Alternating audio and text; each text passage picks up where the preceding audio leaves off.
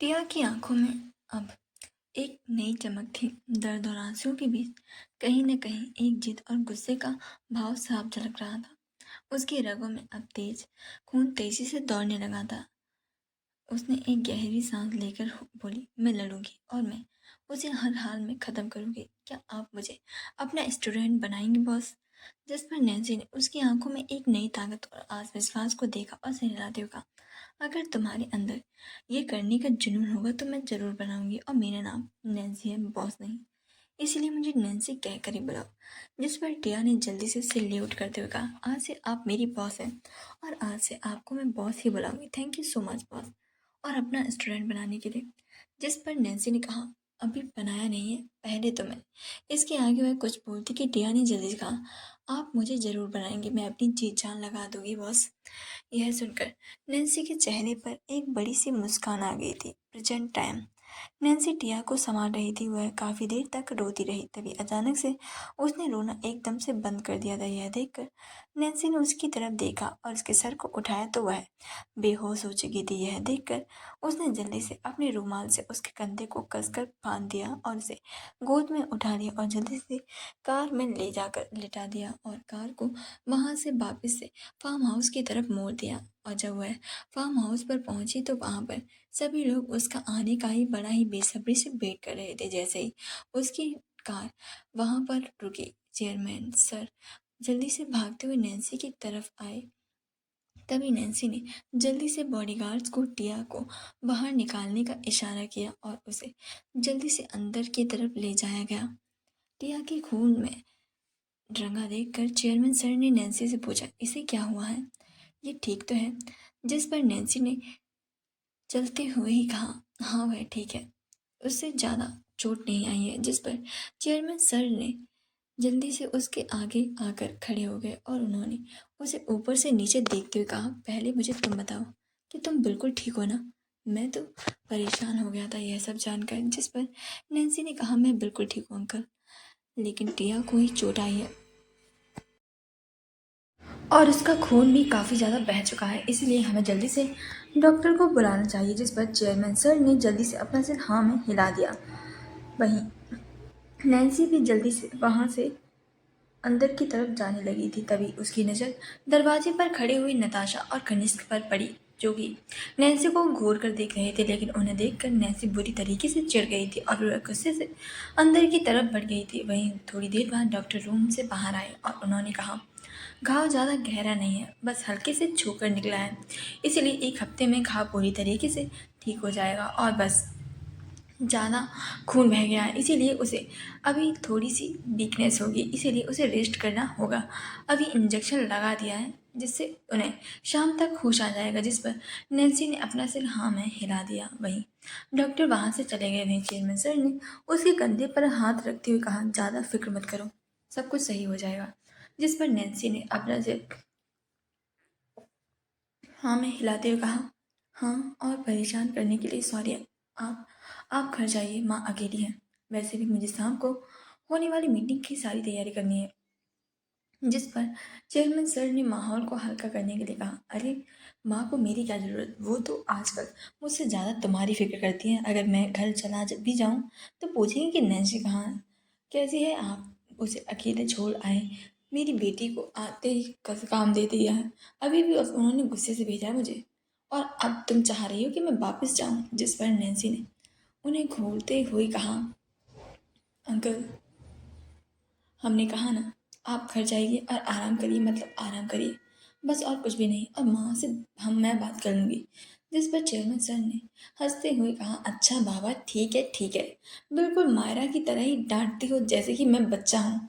जिस पर नैन्सी ने उन्हें आंखें दिखा दी। जिस पर चेयरमैन सर ने कहा, ओके बाबा, मैं जा रहा हूँ, लेकिन मैं यहाँ पर तुम्हारी मदद करने के लिए कनिष्क को छोड़ कर जा रहा हूँ, इसीलिए दोनों लड़ना मत प्लीज़, बल्कि साथ में काम करना। आदित्य ओबरॉय हमारे बहुत पुराने क्लाइंट हैं और हमारी ऑर्गेनाइजेशन के लिए भी बहुत ही ज़्यादा ज़रूरी भी है, इसलिए मैं चाहता हूँ कि तुम अपना पूरा बेस्ट दो और कोई भी शिकायत का मौका ना दो।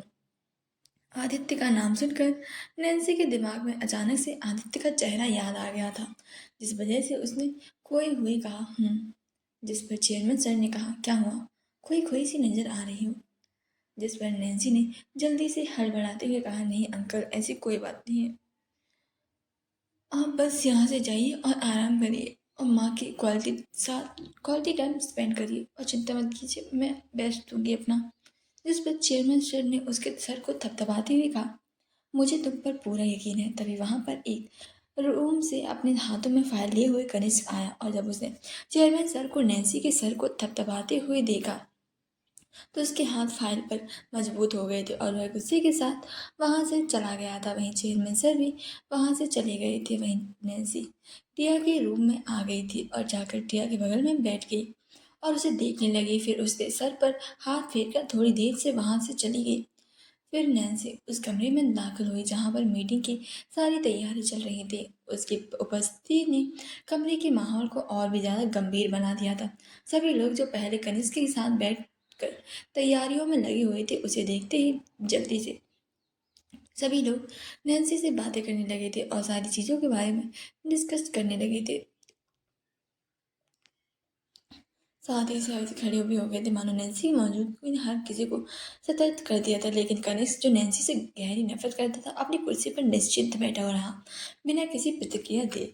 नैन्सी की तरफ देखना तो दूर, उसके चेहरे पर एक हल्की भी घृणा भरी नजर मुस्कान थी। नैन्सी ने कनिष्क की इस हरकत से बिल्कुल अनदेखा किया, जैसे उसे कोई फर्क ही नहीं पड़ा हो उसके होने ना होने से। उसने उस सबकी तरफ नजरें दौड़ाई और उसकी आंखों में एक ठंडापन और दृढ़ता झलक रही थी। उसने बाकी लोगों को बैठने का इशारा किया और सभी तुरंत कुर्सियों पर वापस आकर बैठ गए। कमरा अब पूरी तरह से शांत था। सबकी नजरें नैन्सी के ऊपर टिकी हुई थी। नैन्सी ने एक ने गहरी सांस ली और बिना किसी नाम लिए हुए पूरे कमरे को देखते हुए सख्त लहजे में कहा, आज रात की मीटिंग मेरे लिए बहुत ही ज़्यादा अहमियत रखती है और मैं एक बात बिल्कुल साफ साफ क्लियर करना चाहती हूँ। आज रात मैं कोई भी किसी भी तरह की गलती को बर्दाश्त किसी भी हालत में नहीं करूँगी। इसीलिए ध्यान रहे कि आप में से कोई भी लोग भी गलती ना करे।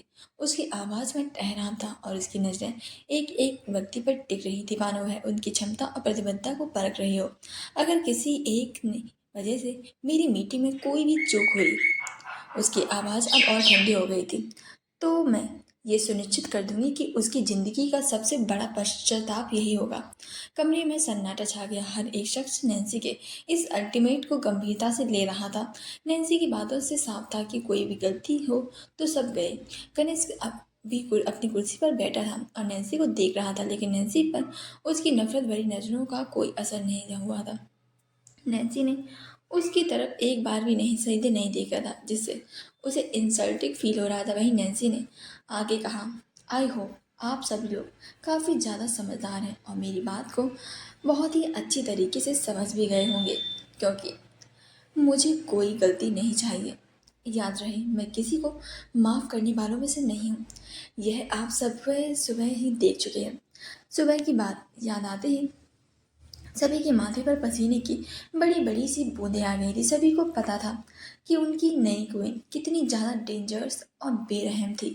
जब सबने इस बारे में सुना था तो सबकी भी रूह कांप गई थी। वहीं कनिष्क भी इस चीज़ से काफ़ी ज़्यादा हैरान था। वहीं नैन्सी ने इतना कड़क एक आखिरी बार कमरे में नजर फैलाई और फिर बाहर की ओर मुड़ गई और नताशा की तरफ देखते हुए कहा, तुम मेरे साथ चलो।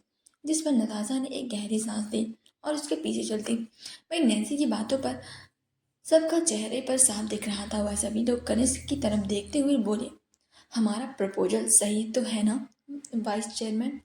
जिस पर कनिष्क ने गहरी सांस ली और अपने से हाँ मैं हिलाया और फिर वह लोग आपस में वापस से काम करने लगे थे। वहीं दूसरी तरफ 30 मिनट बाद आदित्य बाथरूम से बाहर आया। उसने बाथरूम पहन रखा था, लेकिन उसमें वह बहुत हैंडसम लग रहा था। उसके बाल हल्के गीले बिखरे हुए थे, जिनकी बूंदें लुढ़क कर उसके चेहरे पर आ रही थीं, जो उसे और भी ज़्यादा हैंडसम बना रही थी। लेकिन चिराग को देखकर उसके चेहरे पर चिढ़ के निशान थे। चिराग उसके सामने खड़ा था, हाथों में नाश्ते की प्लेट को लिए हुए।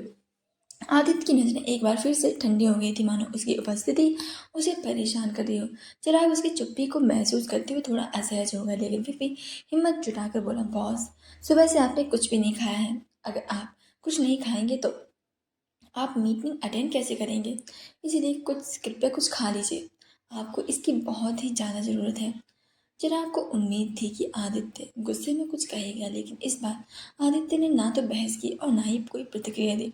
उसने अपने कपड़े पहने और ब्लैक शर्ट ब्लैक ब्लेजर में वह काफ़ी ज़्यादा कमाल का लग रहा था। उसने बालों को भी सेट कर लिया था और एक बार खुद को मिरर में बिना देखे कुछ कहे जाकर सोफे पर बैठ गया। यह देखकर चिराग जल्दी से आगे बढ़ा और अपने हाथ में पकड़ी हुई प्लेट को आदित्य के सामने रख दिया।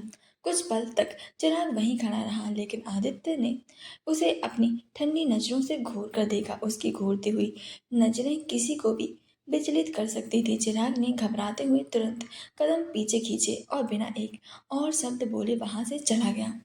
चिराग के जाते ही आदित्य ने नाश्ते की प्लेट को देखा, मानो उसमें उसकी कोई भी दिलचस्पी नहीं थी।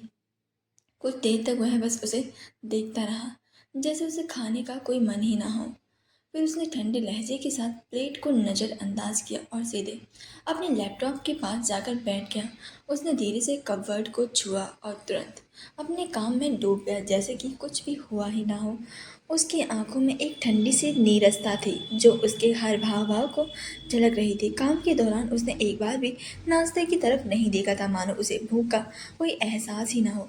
करीब आधे घंटे बाद आदित्य ने अपनी घड़ी पर नजर डाली। उसने अपने काम को ख़त्म किया और खड़े होते हुए बाहर के लिए जाने के लिए तैयार हो गया। बाहर आते ही उसने देखा कि उसकी सारी गाड़ियां पहले से ही तैयार खड़ी थी।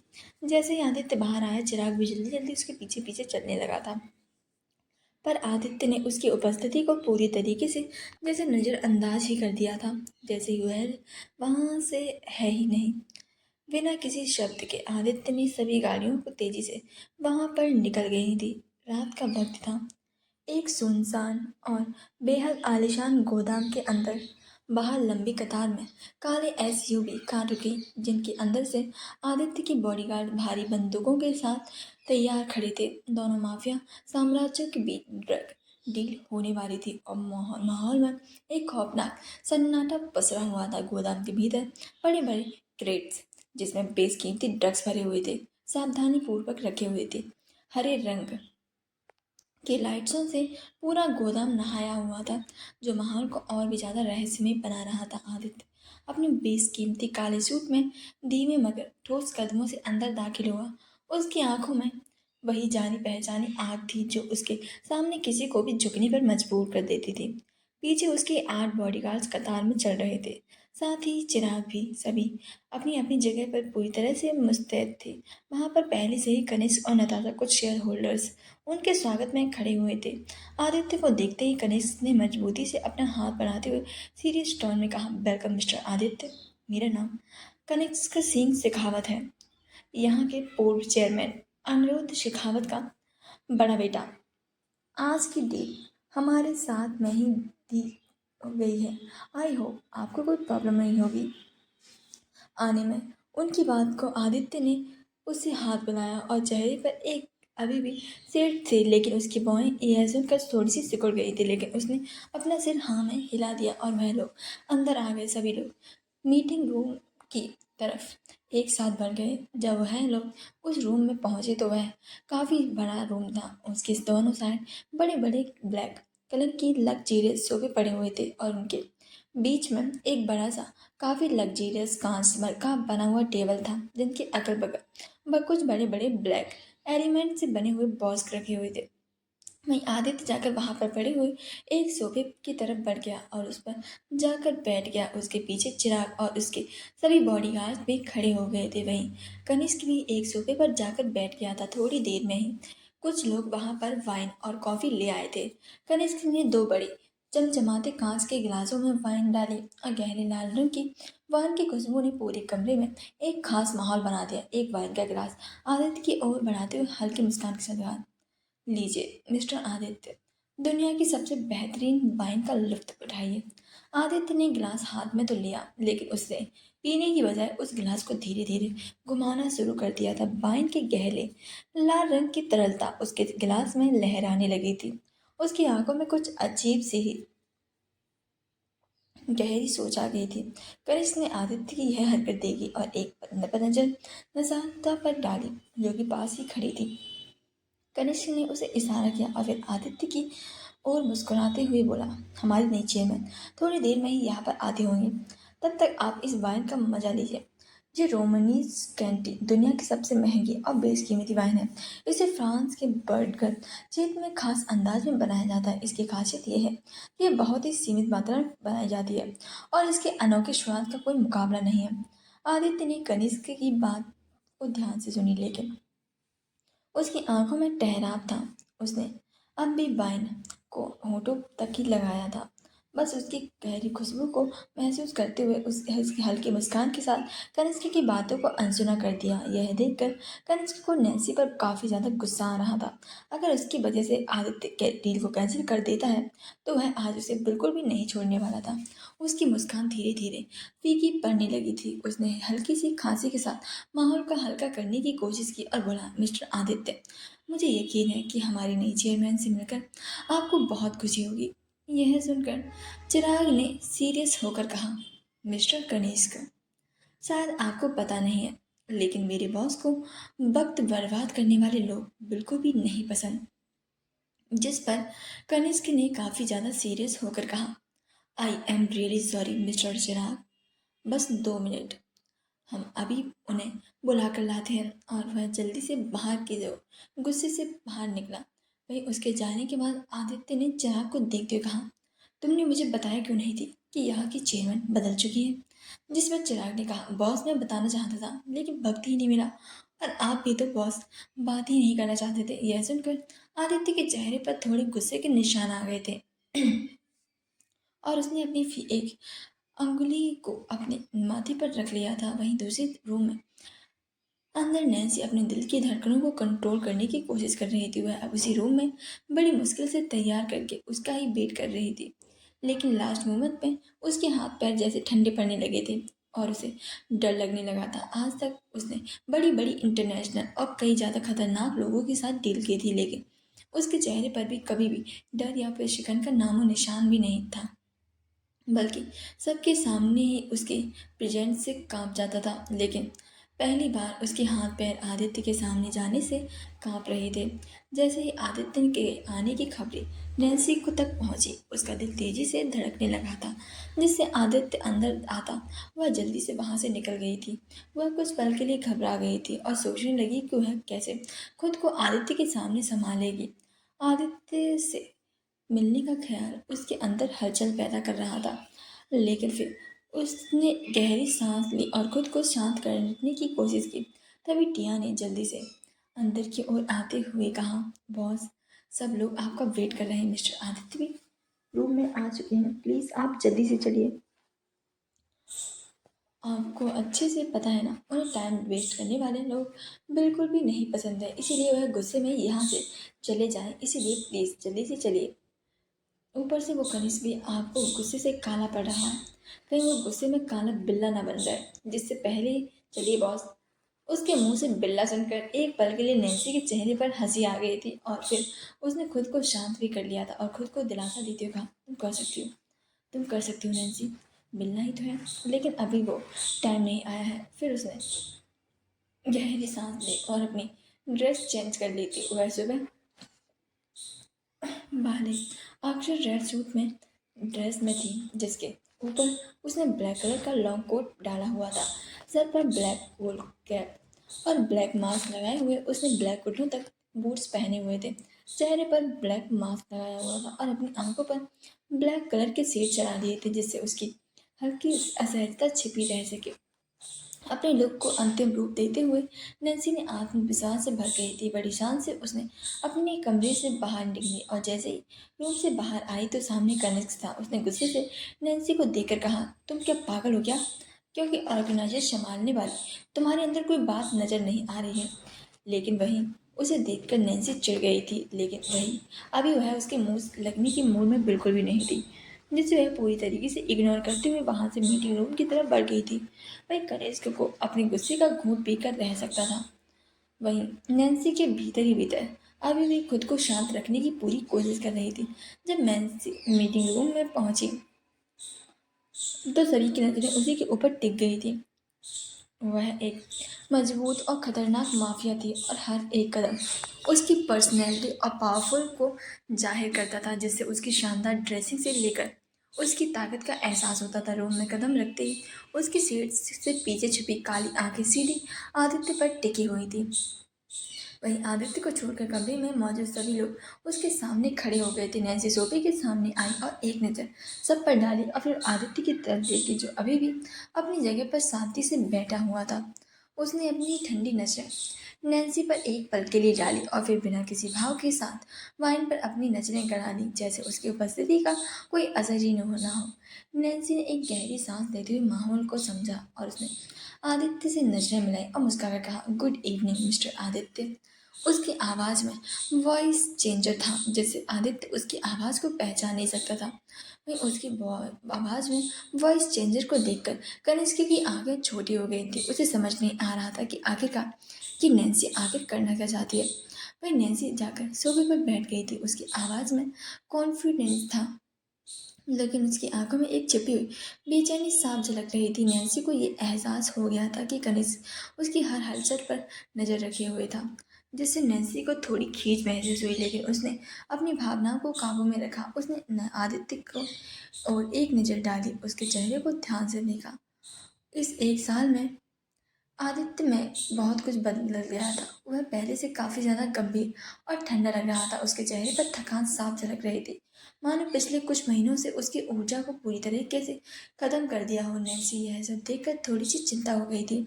आदित्य की आंखों के नीचे हल्के काले घेरे और उसकी हल्की दुबली काया इस बात की गवाही दे रही थी कि वह किस हद तरह खुद को मशीन की तरह चला रहा था, अपनी हर भावना को दबाकर। नैन्सी को एक पल के लिए उसके लिए बहुत ही ज़्यादा बुरा महसूस हुआ। उसके दिल में कुछ करुणा उमड़ आई थी, लेकिन फिर उसे एहसास हुआ कि कमरे में बाकी लोग भी उसकी तरफ ही देख रहे थे। वह तुरंत खुद को संयम करके सामान हो और जैसे ही उसकी भावनाओं में काबू काबू में थी, उसने अपने हाथ को सही किया और आदित्य की तरफ करते हुए कहा, तो क्या हम मीटिंग शुरू करें। इस पर सभी ने अपना सिर हिलाकर सहमति जताई, लेकिन आदित्य पूरी तरीके से शांत था और बिल्कुल चुप बैठा हुआ था। उसने कुछ भी नहीं कहा था। कमरे में एक पल के लिए तो जैसे यह देखकर सन्नाटा छा गया था। नैन्सी ने अपनी बात आगे बढ़ाने के लिए जैसे ही मुंह खोला, आदित्य ने अचानक से कहा, नहीं, मुझे ये मीटिंग नहीं करनी। यह सुनते ही कमरे में मौजूद सभी लोग हैरानी से आदित्य की तरफ देखने लगे थे। नैन्सी भी हैरान थी। उसने अपनी नज़र तेजी से आदित्य की ओर मोड़ी और मन ही मन सोचा, क्या उसने मुझे पहचान लिया। उसने खुद को देखा और इतने ढके छुपे लुक के साथ कोई भी उसे पहचान नहीं सकता था। ये सोचकर उसे थोड़ी राहत मिली, लेकिन आदित्य ने इस अप्रत्याशित रवैये ने उसे पूरी तरीके से चौंका दिया था। नैन्सी की आंखें सिकुड़ गई थीं और अब उसने अपनी आंखों में शेड्स को हटा दिए थे। थोड़ा सख्त लहजे में आदित्य की तरफ देखा, मिस्टर आदित्य, उसने गंभीरता से कहा, क्या मैं जान सकती हूँ कि आप मीटिंग क्यों कैंसिल कर रहे हैं। आदित्य ने अपनी ठंडी और बेप्रवाह निगाहों से नैन्सी पर डाली, जैसे ही उसकी बात मायने ही नहीं रखती थी। और फिर धीरे धीरे अपनी आंखें नैन्सी की तरफ उठाई। उसकी आंखों में गहराई को देखते हुए उसे एक पल के लिए ऐसा लगा जैसे कि इन आंखों को वह पहले भी काफ़ी ज़्यादा कई बार करीब से देख चुका है। क्या आदित्य को पता चल जाएगा नैन्सी के बारे में कि वही नैन्सी है। वहीं आदित्य की बात सुनकर कमरे में मौजूद सभी लोग हैरान हो गए थे। वहीं कनिष्क ने हाथ की मुट्ठी को कसकर बंद करते हुए अपने मन में कहा, दुआ करो कि आज मिस्टर आदित्य तुम्हारे साथ मीटिंग करके तुम जैसे बहरूपियों से बचा लें, वरना आज ही तुम्हारा इस ऑर्गेनाइजेशन का दूसरा और लास्ट दिन होगा, और ये मेरा वादा है। वहीं यह सुनकर टिया और नताशा के चेहरे पर परेशानी की लकीरें आ गई थी। वहीं आदित्य ने भी जैसे ही नैन्सी को देखा, एक पल के लिए वह जैसे ठिठक गया था। एक पुरानी परछाई की तरह नैन्सी का चेहरा उसकी आंखों के आगे घूम गया था, जिससे कि वह थोड़ा सा कंफ्यूज हो गया था कि आखिरकार उसे ये आंखें जानी पहचानी क्यों लग रही हैं। और फिर अचानक से उसका चेहरा याद करके वह गुस्से से लाल हो गया था, लेकिन उसने जल्दी से अपने सिर को झटका और इन बेचारे को समेटे हुए और फिर अपनी गंभीर मुद्रा से एक ठंडी कड़े लहजे में कहा, मैं ये मीटिंग आपके साथ नहीं करना चाहता। यह सुनकर नैन्सी के चेहरे पर मजबूती बनाए हुए रखते हुए कहा, और मैं इसकी वजह जान सकती हूँ मिस्टर आदित्य। आप ऐसे लास्ट मोमेंट पर इतनी बड़ी डील को कैंसिल कैसे कर सकते हैं? उसने मिस्टर आदित्य को थोड़ा लंबे खींचते हुए कहा था। उसकी आवाज में अब थोड़ा दबाव और आत्मविश्वास था। आदित्य ने भी उसकी ओर बिना पलके झपकाए देखा और कहा, जब यहाँ के पूर्व चेयरमैन ही लास्ट मोमेंट पर चेयरमैन को बदल सकते हैं तो मैं ये क्यों नहीं कर सकता? अगर अनिरुद्ध शेखावत खुद यहाँ होते तो मैं शायद मीटिंग का विचार करता, क्योंकि हर बार हमने उन्हीं के साथ मीटिंग की है और यही तय हुआ था कि उनके साथ ही हमारी मीटिंग होगी और डिस्कशन भी। जिस पर नैन्सी ने थोड़ा सख्त लहजे में कहा, क्या हमारे साथ मीटिंग करने में आपको कोई विशेष परेशानी है? चेयरमैन बदलने के अलावा मिस्टर आदित्य। आदित्य ने उसे एक पल के लिए घूरा, जैसे उसकी नजरों को अनकही कहानी छुपी हो। उसकी आंखों में वही ठंडापन था जो नैन्सी के दिल को हलचल पैदा कर रहा था। फिर बिना कुछ कहे आदित्य उठ के खड़ा हुआ और उसकी बॉडी लैंग्वेज में एक अजीब सी थकान और गुस्सा था और उसने कमरे में बाहर जाने के लिए कदम बढ़ा दिए, क्योंकि उसे बहस करने से सख्त चिढ़ थी। कमरे में बाकी चुप लोग चुपचाप खड़े हुए थे। नैन्सी की आंखों में अब भी सवाल थे, लेकिन उसके चेहरे पर मजबूती और पेशेवर अंदाज बरकरार था। लेकिन आदित्य की इस चुप्पी से और बेपरवाही ने अब नैन्सी को भी गुस्सा बढ़ने लगा था। उसने तेजी से अपने कदम बढ़ाए और फिर अचानक से आदित्य के सामने आकर उसे रोकते हुए कहा, मिस्टर आदित्य, आप ऐसे नहीं जा सकते। सिर्फ चेयरमैन बदलने से डील में कोई फर्क नहीं पड़ सकता। जिस पर आदित्य के कदम थम गए, लेकिन उसने एक पल के लिए भी उसकी तरफ नहीं देखा। उसकी नजरें अब भी सीधी थी, जैसे वह नैन्सी की बात को पूरी तरीके से नजरअंदाज कर रहा हो। नैन्सी का गुस्सा और भड़क गया। उसने एक सख्त आवाज में कहा, आपको हमारे साथ मीटिंग करनी होगी, चाहे आपको ये पसंद आए या नहीं। यह सिर्फ आपका निर्णय नहीं है। जिस पर आदित्य ने धीरे से उसकी तरफ देखा। अब उसकी आंखें किसी आँख की गोलों की तरह लग रही थी। वहीं उसे गुस्से में देखकर वहां खड़े सभी लोग चेहरे पर मानो पसीना आ गया था। सभी लोग जानते थे कि आदित्य ओबरॉय का गुस्सा कितना ज्यादा बेकार है। वह ऐसे ही पूरे माफिया का किंग नहीं था। उसके गुस्से से सभी लोग डर से थर थर कांपते थे। उसकी एक नज़र ही किसी को डराने के लिए काफ़ी थी, लेकिन नैन्सी को उसके गुस्से से कोई फर्क नहीं पड़ रहा था। उसे यह डील किसी भी हाल में करनी थी। इसके लिए वह कुछ भी करने के लिए तैयार था, क्योंकि अगर ये डील नहीं हुई तो उसके साथ यहाँ पर जो होगा उसे पता था। उसकी काबिलियत पर सवाल उठाए जाएंगे, भले ही उसकी गलती हो या ना हो। और इसकी मेहनत करने के बाद वह पीछे तो बिल्कुल भी नहीं हट सकती थी। और उसे आदित्य की यह शर्त काफ़ी ज़्यादा बचकानी लग रही थी। वहीं आदित्य ने उसे एक सेकंड के लिए घूरा और उसके चेहरे पर कोई भाव नहीं थे। उसकी आंखों में वही ठंडापन था जो नैन्सी को और भी ज़्यादा असहज कर रहा था। उसने बेहद ठंडे लहजे में बोला, आपसे मीटिंग करने में मुझे कोई दिलचस्पी नहीं है। अगर आपको मेरी ये बात समझ नहीं आ रही है तो ये आपकी समस्या है, मेरी नहीं। यह बोलकर वह आगे की तरफ बढ़ने लगा था कि नैन्सी ने हाथ आगे करके उसे रोकते हुए कहा, एक सेकंड मिस्टर आदित्य, जाने से पहले हमारी पूरी बात तो सुन लीजिए। जिस पर आदित्य का गुस्सा हद पार कर रहा था। जिस पर नैन्सी ने टिया की तरफ देखा तो उसने जल्दी से आगे बढ़ते हुए एक फाइल को नैन्सी की तरफ बढ़ा दिया। जिस पर नैन्सी ने उस फाइल को खोलते हुए कहा, आप एक बार इसे भी चेक करिए। आपका हमारे साथ जो कॉन्ट्रैक्ट साइन हुआ था उसमें साफ साफ लिखा था आपके पास 1 साल तक ड्रग्स यहीं से डिलीवर होंगे। जिस पर आदित्य शांत रहा। वहीं कनिष्क को समझ नहीं आ रहा था कि अब ये क्या करना चाहती है, जिससे उसे जल्दी से आगे आते हुए कहा, मिस्टर आदित्य, अगर आपको ये डील डैड के साथ ही करनी है तो हम उन्हें बुला सकते थे, लेकिन आप इस डील को कैंसिल मत करिए। जिस पर नैन्सी ने उसे घूर कर देखते हुए कहा, बीच में पढ़ने के लिए तुम्हें किसी ने कहा नहीं ना, तो शांति से खड़े रहो। जिस पर नैन्सी ने आगे एक दूसरे के पेज पर एक जगह पॉइंट करते हुए कहा, और यहाँ पर मिस्टर आदित्य, साफ साफ लिखा हुआ है कि अगर अध्यक्ष बदला भी जाए तब भी आप 1 साल तक हमारे साथ ही ड्रग्स की डील कर सकते हैं और किसी के साथ भी नहीं कर सकते हैं। इसीलिए अब आप ऐसे बीच में डील को कैंसिल नहीं कर सकते हैं।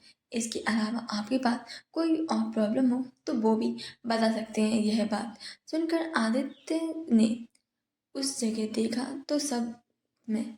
वहाँ पर यह पॉइंट एड था। यह देखकर उसकी आंखें थोड़ी सी छोटी हो गई थी। वहीं नैन्सी के चेहरे पर हल्की सी मुस्कुराहट आ गई थी, जो कि उसके मास्क ने ढक लिया था। वहीं आदित्य के पास इस डील को करने के अलावा अब कोई विकल्प नहीं था, इसलिए उसने खुद को संभालते हुए डील पूरी करने के लिए तरफ रुख किया। जैसे ही उसने कदम बढ़ाया, अचानक से उसकी चाल लड़खड़ा गई। उसके पास खड़ी नैन्सी ने तुरंत उसकी हालत भांपते हुए उसका हाथ पकड़ लिया। नैन्सी के चेहरे पर अचानक से चिंता की लकीरें उभर आईं।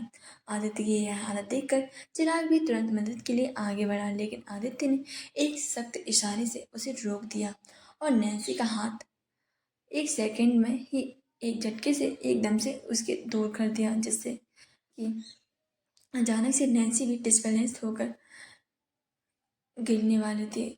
लेकिन उसने खुद को संभाल लिया और उसने आदित्य की तरफ हैरानी के साथ देखा। नैन्सी का हाथ तो बस कुछ ही पलों के लिए आदित्य को थामे हुए था, लेकिन उतने में ही उसे आदित्य की जलती हुई त्वचा का एहसास हो गया था। उसकी आंखें अचंभे से फैल गई थी और उसने मन ही मन कहा, इस आदमी को इतना तेज बुखार है, ये बेवकूफ इंसान पागल है क्या? इसका शरीर आग की भट्टी की तरह तप रहा है और फिर भी वह अपने आप को इतना ज़्यादा नॉर्मल दिखाने की कोशिश कर रहा है कि हुआ कुछ भी नहीं है। अचानक से उसका चेहरा परेशानी से भर गया था, परंतु उसके चेहरे पर मास्क होने के कारण आदित्य समेत किसी को भी उसकी बेचैनी समझ नहीं आ रही थी। वहीं आदित्य भी अचानक से सोच में पड़ गया था। एक पल के लिए उसका हाथ जब नैन्सी के हाथ से टच हुआ था, लेकिन नैन्सी एक पल इसी पल में उसे ऐसा एहसास हुआ था जैसे कि वह इस एहसास को पहले भी महसूस कर सकता है चुका है। वह इस स्पर्श को पहचानता था, जैसे वह इसे पहले ही फील कर चुका है, जिस वजह से वह किसी गहरी सोच में डूब गया था। वहीं नैन्सी ने उसे घूर कर देख रही थी। आदित्य के चेहरे पर कोई भी भाव नहीं थी। वह बिल्कुल किसी शांत झील की तरह स्थिर था, जैसे किसी शिलाखंड की तरह दृढ़ता से खड़ा। उसके चेहरे से कोई भी कमजोरी नहीं झलक रही थी। उसकी नॉर्मल स्थिति देखकर कोई यह सोच भी नहीं सकता था कि इस समय उसकी हालत कितनी ज़्यादा नाजुक है।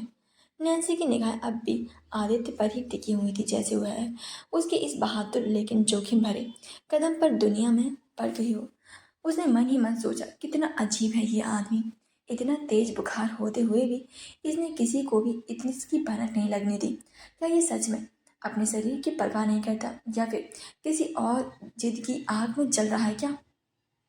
ये सब मेरी वजह से, हे भगवान, ये लड़का भी ना, इसकी तो उसका मन हुआ कि वह उसकी जान ही ले ले। आदित्य का चेहरा देखकर नैन्सी भीतर ही भीतर गुस्से के साथ साथ एक अजीब ही गिल्ट और दर्द उमड़ आया था।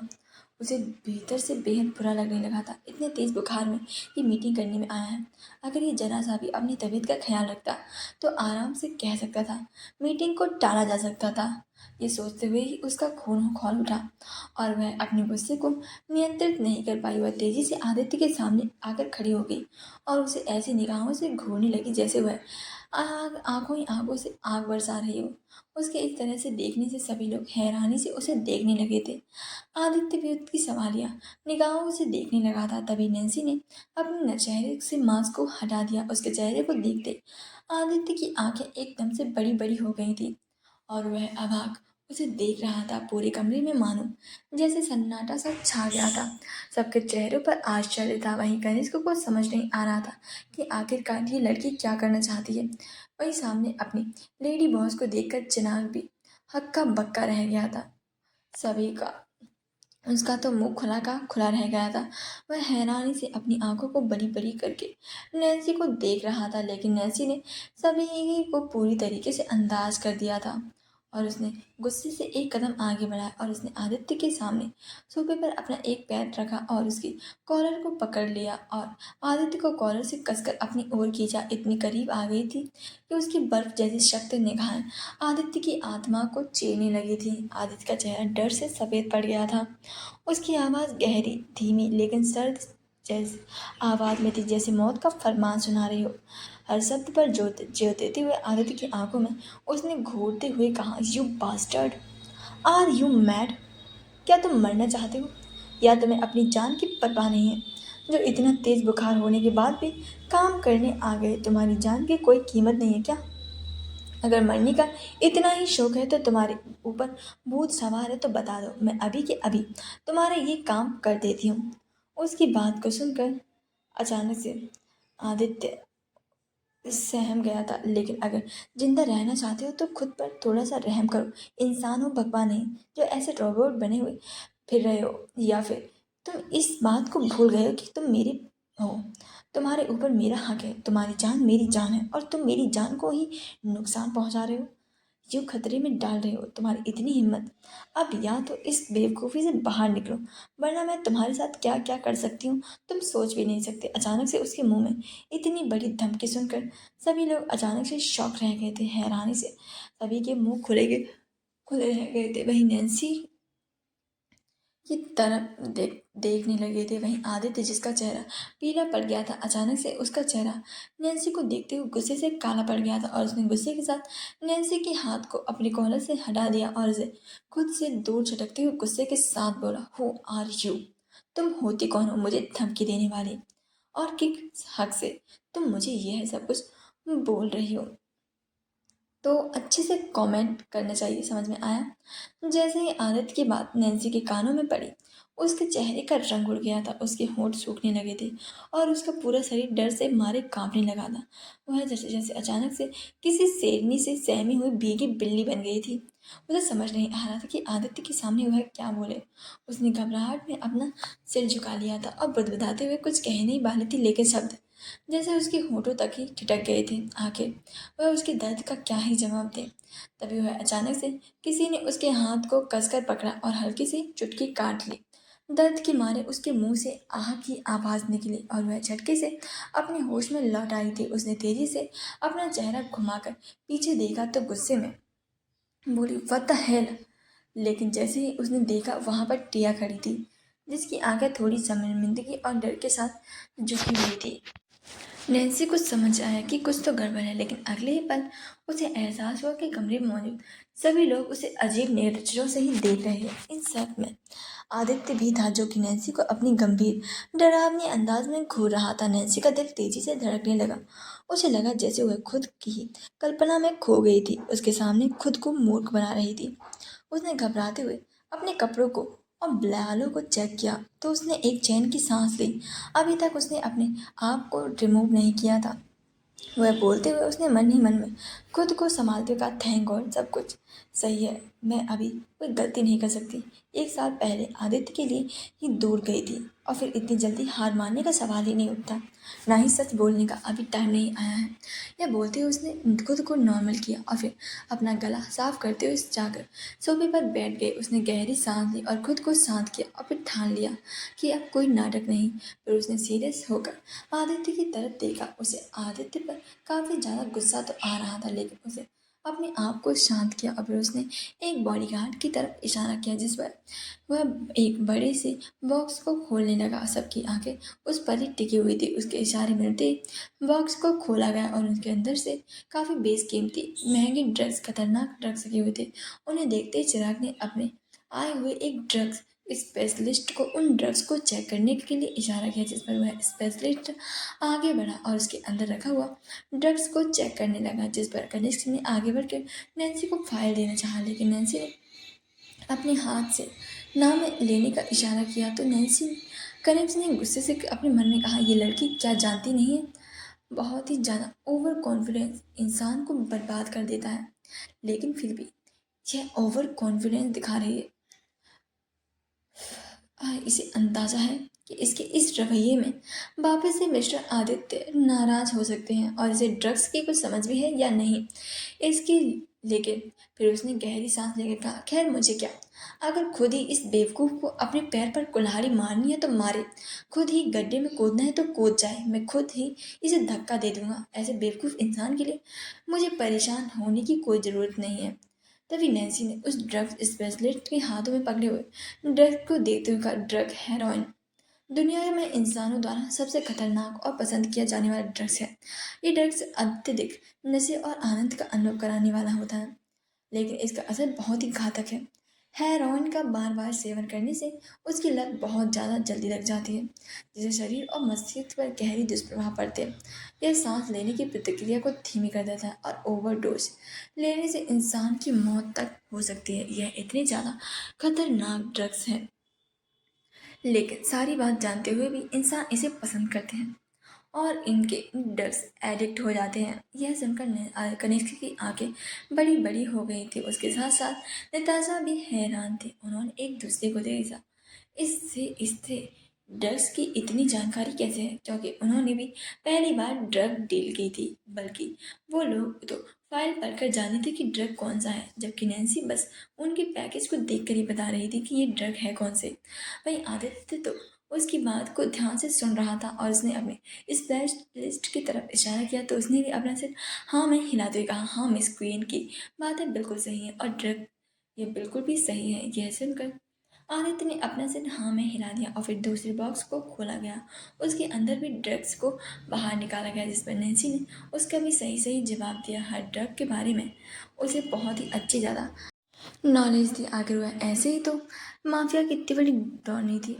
मीटिंग कोई कॉम्प्लीमेंट नहीं हुई। 1 घंटे में उनकी मिली डील कंप्लीट हो गई थी। इसमें सभी लोग खुश हो गए थे। डील होने के बाद आदित्य के आदमी उन सभी बॉस को लेकर वहाँ से जाने लगे थे। वहीं और भी कई सारे सूटकेस को नैन्सी के आगे रखते हुए उन्हें खोला गया तो उनके अंदर काफ़ी सारे पैसे थे। जिससे पैसे देखकर आदित्य खड़े होते हुए बोला, फिर अब हम चलते हैं। जिस पर नैन्सी ने जल्दी से खड़े होते अपना हाथ आदित्य की तरफ बढ़ाते हुए कहा, आई होप हम आगे भी एक साथ काम करेंगे और हमने आपको डिसअपॉइंटेड नहीं किया होगा।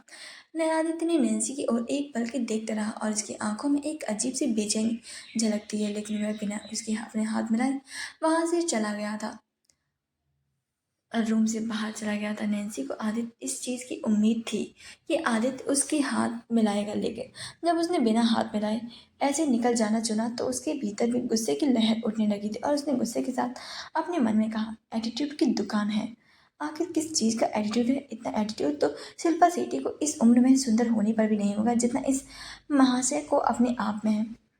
लेकिन जैसे उसे आदित्य की तबीयत के बारे में याद आया, यह सोचकर ही शायद आदित्य अपनी हालत किसी को भी जाहिर नहीं करना चाहता था, इसलिए वह इस चीज़ को भी अवॉइड कर रहा था जिससे उसके बारे में किसी को भी पता न चले। तो यह सोचकर अचानक से उसका गुस्सा एक पल की चिंता में बदल गया था। वह उसके लिए अचानक से परेशान हो उठती है, मगर आदित्य बिना मुड़कर अपने रास्ते पर चला गया होता है। वहीं टिया नैन्सी के पास आकर बोलती है, बॉस कॉन्ग्रेचुलेशन, आपने तो कमाल कर दिया। जिस पर नैन्सी अपने सेंस में वापस आती है और अपना सिर हाँ में हिला देती है। फिर सबकी तरफ देखते हुए बोलती है, तो आज आप सभी ने काफ़ी अच्छा काम किया है। जिस पर सभी लोग भी खुश हो जाते और मुस्कुराकर अपना सिर हाँ में हिला देते हैं। इसीलिए नैन्सी आगे बोलती, अब हेलो, अब आप लोग अपने अपने घर जा सकते हैं। जिस पर सभी लोग थैंक यू बोलकर वहाँ से चले जाते हैं। तभी नताशा अपने हाथों में फ़ोन को लेकर आती हुई बोलती है, चेयरमैन सर का कॉल आ रहा है और वह बात तुमसे करना चाहते हैं। यह सुनकर नैन्सी उसके हाथों से फ़ोन को ले लेती है और फिर अपने हाथों में पहनी हुई घड़ी में देखते हुए कहती है, जिसमें इस वक्त रात के 1 बजने वाले थे, जिससे उसका चेहरा गुस्से में लाल हो गया था। वहीं उसके कान में लगते उधर से चेयरमैन की आवाज़ आती, आखिर तुमने सब कुछ साबित कर दे ही दिया कि मैंने एक डायमंड को ही चुना है। मुझे मालूम था कि तुम बहुत अच्छा करोगी और मुझे बहुत ही ज़्यादा खुशी है कि तुमने मेरे ना होते हुए भी इस डील को पूरी तरीके से कंप्लीट कर दिया है। मुझे पता था कि आदित्य ओबरॉय को कॉम्प्लीमेंट्स होगी, लेकिन तुमने सब कुछ अपनी सूझबूझ से सॉल्व कर दिया है। मैं यही तो सबको दिखाना चाहता था, जिससे अब सभी को यह अच्छे से पता चल गया होगा कि तुम हर एक चीज़ के बिल्कुल काबिल हो। मैं तुम्हें चुनकर कोई भी गलती नहीं की है। तुम पूरी तरीके से ऑर्गेनाइजेशन को संभालने के काबिल हो। I proud of you my girl. सारी बातों को शांति से सुनने के बाद नैन्सी ने अपने गुस्से को कंट्रोल करते हुए धीरे से बात करने की कोशिश करते हुए कहा, हमारी तारीफ हो गई अंकल, या फिर अभी भी और बाकी है? हमने आपसे कहा था ना, आप जल्दी से सो जाना। आपको अपनी तबीयत की जरा भी फिक्र नहीं है ना? बल्कि आपने तो मेरी बात को भी टाल दिया। इतनी रात हो तक आप जाग क्यों रहे हैं? वहीं नैन्सी की गुस्से वाली टोन सुनकर दूसरी तरफ से अध्यक्ष हैरान हो गए और उन्होंने हैरानी से कहा, क्या तुम मुझ पर गुस्सा कर रही हो? जिस पर नैन्सी ने गुस्से के साथ कहा, गुस्सा ना करूं तो क्या करूं? आप क्या चाहते हैं? मैं आपकी तारीफ पर खुशी मनाऊं? हद होती है। आप लोग आखिर अपना ध्यान रखते क्यों नहीं हैं? क्यों मुझ पर गुस्सा दिलाते हैं? हमने कहा था ना अपना कि अच्छे से आपको अपना ख्याल रखना है, लेकिन नहीं, आप तो मानते ही नहीं हैं, अपना ध्यान रखना शुरू कर दीजिए। इसीलिए तो जल्दी से आपको भेजा था। लेकिन नहीं, आपको तो रात भर जाकर अपनी तबीयत खराब करनी, मेरी बातों को तो सुनना ही नहीं है। पता नहीं क्यों मुझे ही सब की फिक्र होती है, वरना किसी को तो मेरी बातों को भी सुनना नहीं चाहता है। और उसने अपना आदित्य का गुस्सा चेयरमैन पर सर पर ही निकाल दिया था। वही नताशा और टिया हैरान खड़ी नैन्सी को गुस्सा करते हुए देख रहे थे। वही कनिष्क भी, जो आदित्य को छोड़कर आया था, वह भी उसके गुस्से को सुनकर चलते चलते रुक गया था। वही आदित्य दूसरी तरफ से चेयरमैन सर, जो अब काफ़ी ज़्यादा गिल्ट होने लगा था कि उन्होंने नैन्सी की बात मानकर सोए क्यों नहीं, लेकिन उन्हें फिक्र भी हो रही थी तो नींद कैसे आती।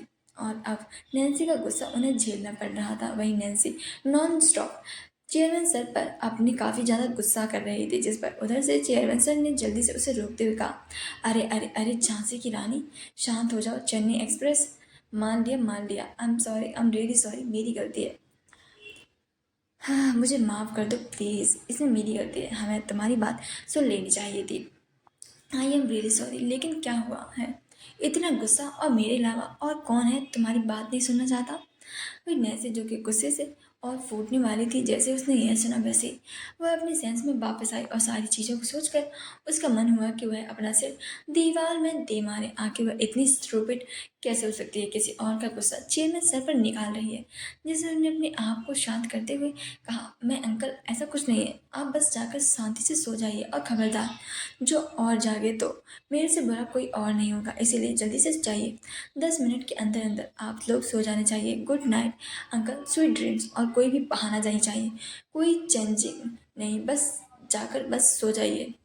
यह कहते हुए उसने कॉल को डिस्कनेक्ट कर दिया। उसने उधर से चेयरमैन सर की कोई भी बात सुनना भी जरूरी नहीं समझा था। सीधे उसने कॉल को डिस्कनेक्ट करके नताशा को उसका फ़ोन दे दिया था।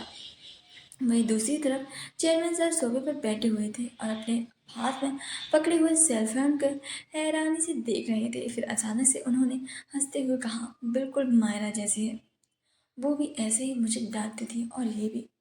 मायरा के बारे में सोचते ही उनकी आंखों में अचानक से नैन्सी आ गई थी, लेकिन फिर उन्होंने खुद को सही किया और फिर वहाँ से अपने रूम में तरफ चले गए। वहीं नैन्सी भी वहाँ से अपने गुस्से को शांत करने के लिए अपने कैबिन की तरफ बढ़ गई। वहीं निताशा और टिया एक दूसरे को देखा, लेकिन फिर दोनों ही अपना मुंह बनाकर वहाँ से इधर उधर चली गई थी। वहीं कनिष्क भी एक पल के लिए उसे मायरा समझने लगा था, और अपनी ही सोच पर उसका गुस्सा जैसे साथ में आसमान पर पहुँच गया था। उसने गुस्से के साथ कहा, कितना ज़्यादा रियल एक्टिंग करती है, सोचती है मेरी दी की जगह ले लेगी।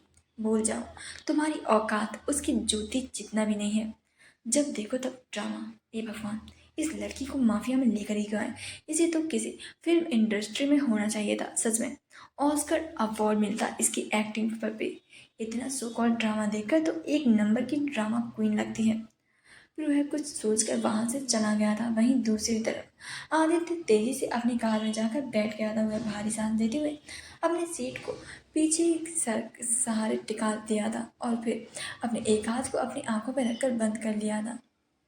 उसकी आंखों के सामने नैन्सी का चेहरा बार बार घूम रहा था, जिसे उसे काफ़ी ज़्यादा गुस्सा आ रहा था। वहीं चिराग, जो आदित्य की कार में ही था, वह उसके थके हुए चेहरे को देखकर चिंतित हो उठता है।